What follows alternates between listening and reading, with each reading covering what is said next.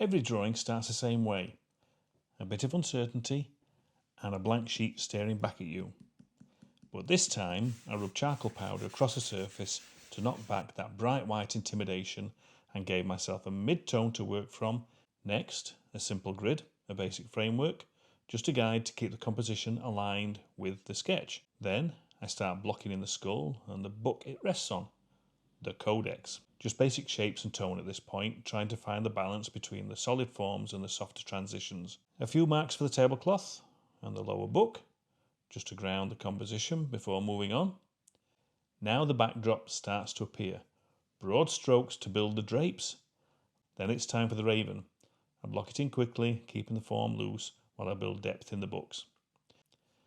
The texture here is influenced by time spent studying the old masters. Those bold, confident marks from Hals' Laughing Cavalier and the looseness you see in Sargent. Those master studies influence how I handle tone and texture.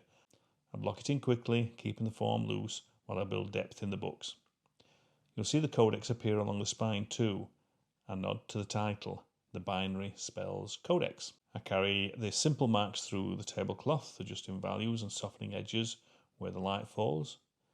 And here's that moment I've been dreading, that first spray of fixative, and I hope it does its job without dulling the lights.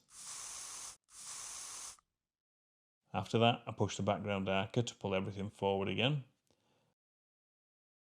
The raven's head wasn't sitting right for me now, so I redrew it, adjusting the proportions until it felt believable, and it's at this point when the piece usually starts talking back at you. And then it's another spray of fixative, but the fixative knocked back the whites far too much, and the raven loses its light. And that's where part 2 picks up. See you soon.